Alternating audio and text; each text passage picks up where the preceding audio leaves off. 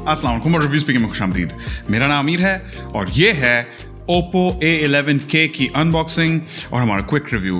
A11K basically Oppo की तरफ से एक बजट रेंज का फ़ोन है। पाकिस्तान में इसकी रिटेल प्राइस 19,000 रुपये रखी गई है और फ़ोन एक ही वेरिएंट में पाकिस्तान में लॉन्च हुआ है, 2 GB रैम और 32 GB इंटरनल स्टोरेज। तो बेसिकली ये बिल्कुल ही एक एंट्री लेवल का फ़ोन है। हमेशा की तरह अगर आप ये फ़ोन खरीदने में इंटरेस्टेड हो तो मैं कुछ लिंक्स डिस्क्रिप्शन में छोड़ रहा हूँ, उन्हें ज़रूर चेकआउट कीजिएगा। हमारा आज का डिवाइस डीप ब्लू कलर में है और अगर कुछ टेक अवे फीचर्स की बात की जाए तो इस फ़ोन के अंदर एक अच्छा कैमरा लगाया गया है और एक डिसेंट प्रोसेसर है। तो जैसे हमने अनबॉक्सिंग शुरू की तो एक खुशाइन बात सामने आई कि इस फोन के साथ एक सिलिकॉन प्रोटेक्टिव केस भी आता है और ये फोन एक प्री अप्लाइड स्क्रीन प्रोटेक्टर के साथ आता है। ये दोनों चीजें हम आजकल देख रहे हैं इस प्राइस रेंज में काफी सारे ब्रांड्स ओमिट कर जाते हैं। Oppo A11K की बिल्ड प्लास्टिक की है, बैक भी प्लास्टिक की है और फ्रेम भी। हमारा आज का डिवाइस इस डीप ब्लू कलर में है।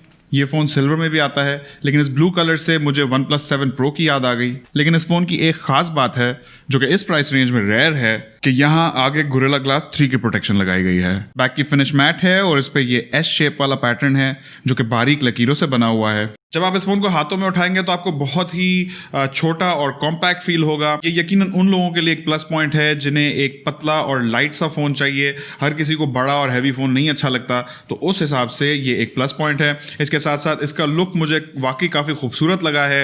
ये एस का पैटर्न और इसका जो ब्लू कलर है और मैट फिनिश्ड बैक है, आई थिंक बहुत ही अच्छा लगता है। और साथ में गोरिल्ला ग्लास 3, अमूमन इस प्राइस रेंज में लोग गोरिल्ला ग्लास को बहुत ही ज़्यादा अप्रिशिएट करते हैं। बटन प्लेसमेंट की बात करें तो राइट साइड पे फोन का power screen on off button है, जबकि वॉल्यूम बटन्स सिम ट्रे के साथ लेफ्ट साइड पे हैं और नीचे वाली तरफ है फोन का speaker, micro USB port, mic और एक हेडफोन जैक। आगे बढ़ने से पहले अगर आपको ये वीडियो पसंद आ रही है तो इस पे एक लाइक जरूर दे दीजिएगा और अगर आप हमारे चैनल पर नए हैं तो सब्सक्राइब कर लें और नोटिफिकेशंस को ऑन कर लें ताकि हर नई वीडियो की नोटिफिकेशन आपको मिल जाए। Oppo A11K में एक 6.22 इंचेस का IPS LCD डिस्प्ले है जिसका रेजोल्यूशन HD+ यानी कि 720x1520 है।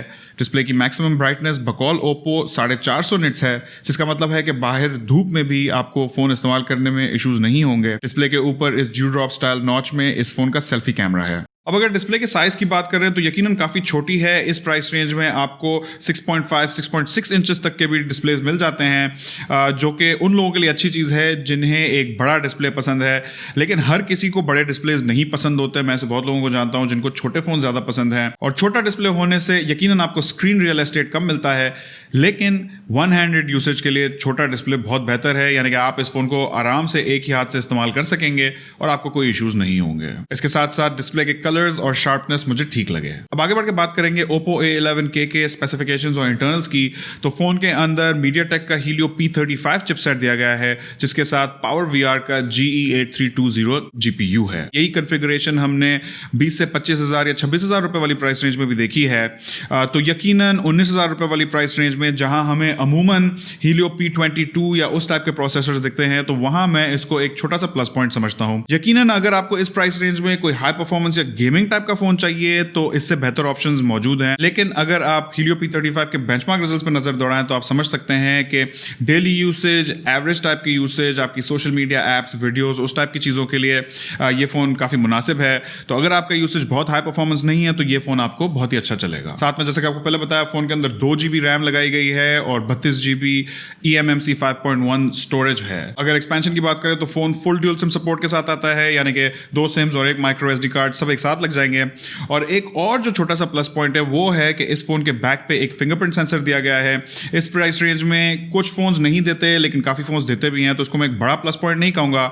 लेकिन अगर स्पीड की बात करें तो मुझे मुनासिब लगी। डेली यूसेज में फोन काफी रिस्पॉन्सिवली अनलॉक हो रहा था और मुझे कोई इश्यूज नहीं हुए। आगे बढ़ के अगर बात करें इंटरफेस की तो Oppo A11K out of the box Android 9 के साथ आता है जिसके ऊपर Oppo की अपनी कलर OS 6.1 लगी हुई है। तो कोई Android 10 तो यहाँ पर नहीं है। मैंने इस फोन को सेटअप भी किया तो उसके बाद भी कोई Android 10 का अपडेट इसमें नहीं आया था।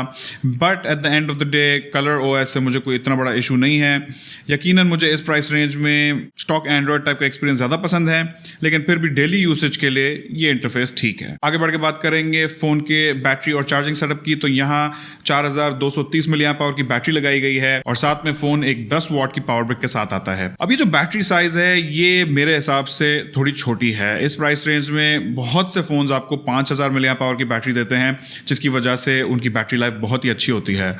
यहाँ बैटरी थोड़ी छोटी रखी गई है, जिसकी वजह से बैटरी लाइफ यकीनन थोड़ी कम होगी, but at the same time आपको छोटी बैटरी होने की वजह से फ़ोन का प्रोफाइल बहुत ही पतला मिलता है, फ़ोन बहुत ही लाइट और स्लीक और थिन फील होता है। अगर चार्जिंग टाइम की बात की जाए तो एम्प्टी से फुल चार्ज में इस फ़ोन को 2.5 से पौने 3 घंटे लगेंगे, और एक बार ये फ़ोन चार्ज हो गया तो आपका 1 से 1.5 दिन निकल जाएगा। अगर लाइट यूसेज हो तो शायद 2 दिन भी निकल जाए, लेकिन ये फ़ोन आपको कोई बहुत ही ज़बरदस्त बैटरी लाइफ नहीं ऑफर करेगा अपनी छोटी बैटरी की वजह से। अगर चार्जिंग टाइम्स की बात करें तो एम्प्टी से फुल चार्ज में इस फ़ोन को 2.5 से पौने 3 घंटे लगेंगे, और एक बार ये फ़ोन पूरा चार्ज हो गया तो आपका 1 से 1.5 दिन निकल जाएगा। अगर आपका यूसेज बहुत लाइट हो तो शायद 2 दिन भी निकल जाए। आगे बढ़ के बात करेंगे इसके कैमरा सेटअप की, तो A11K के बैक पे एक ड्यूल कैमरा सेटअप दिया गया है, जिसके अंदर एक 13 मेगापिक्सल का f2.2 एपर्चर वाला मेन सेंसर है और एक 2 मेगापिक्सल का डेप्थ सेंसर है, जबकि आगे वाली तरफ सेल्फीज के लिए एक 5 मेगापिक्सल का f2.4 एपर्चर वाला सेल्फी शूटर है। आगे पीछे दोनों कैमरास की maximum video recording resolution 1080p at 30 frames per second रखी गई है, लेकिन अगर इस कैमरा की क्वालिटी की बात करें तो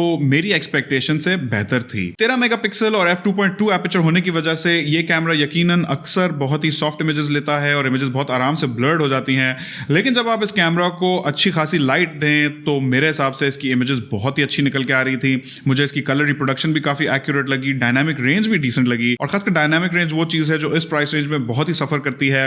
मैंने कुछ और फोन इस प्राइस रेंज में देखे हैं, लो मेगापिक्सल काउंट की वजह से वो ओवर शार्पन कर देते हैं इमेजेस को, लेकिन यहाँ मुझे इमेजेस थोड़ी सी बैलेंस लग रही थी, कहीं भी मुझे कोई ओवर शार्पनिंग फील नहीं हुई। तो 19,000 रुपए वाली प्राइस रेंज में मैंने अब तक जितने फोन इस्तेमाल किए हैं उनमें Oppo A11K का camera one of the best है। तो अब आगे बढ़ के बात करते हैं मेरे कुछ फाइनल कंक्लूजन्स की। तो Oppo A11K की कुछ चीजें हैं जो मुझे नहीं अच्छी लगी। इस फोन की बैटरी मुझे बहुत ही छोटी लगी साइज में, इस फोन की स्क्रीन साइज भी मुझे पर्सनली थोड़ी छोटी लगी, लेकिन ये आपकी प्रेफरेंस के ऊपर है। लेकिन जो चीजें मुझे इस फोन की अच्छी लगी उनमें से एक था इसका प्रोसेसर Helio P35। यकीनन इस प्राइस रेंज में बेस्ट तो नहीं है, लेकिन P22 से बेहतर है। इस प्राइस रेंज के हिसाब से कहीं से भी एक बुरा प्रोसेसर नहीं है। इसके साथ साथ इस फोन की बिल्ड क्वालिटी मुझे पसंद आई, इसका लुक मुझे बहुत ही खूबसूरत लगा। ये ब्लू कलर, इसके अंदर ये S पैटर्न, मैट फिनिश, आगे वाली तरफ गोरिल्ला ग्लास 3, तो बिल्ड क्वालिटी के लिहाज से मैं इसको पूरे मार्क्स देता हूं। लेकिन जो चीज मुझे इस फोन की सबसे अच्छी लगी वो था इसका कैमरा। अगर आप इस प्राइस रेंज में एक अच्छा कैमरा एक्सपीरियंस चाहते हैं तो मैं आपको रेकमेंड करूंगा Oppo A11K को जरूर ट्राई आउट कीजिएगा। And at the end of the day अगर आपको एक ऐसा फोन चाहिए जो कि थिन और लाइट और कॉम्पैक्ट हो, शायद आपको अपनी वाइफ के लिए, अपनी अम्मी के लिए एक फोन खरीदना हो या गिफ्ट में किसी को देना हो, तो वहां ये फोन अच्छा रह सकता है। और खासकर Oppo का ब्रांड नेम है, Oppo का ब्रांड नेम इस प्राइस रेंज में एक सुपीरियर ब्रांड नेम समझा जाता है, तो उस लिहाज से भी एक अच्छा डिवाइस हो सकता है। आपके Oppo A11K के बारे में क्या ख्यालात हैं मुझे कमेंट सेक्शन में जरूर बताएगा। इस वीडियो में इतना ही, उम्मीद है आपको वीडियो पसंद आई होगी। इंशाल्लाह आपसे मुलाकात होगी अगली वीडियो में। अल्लाह हाफिज।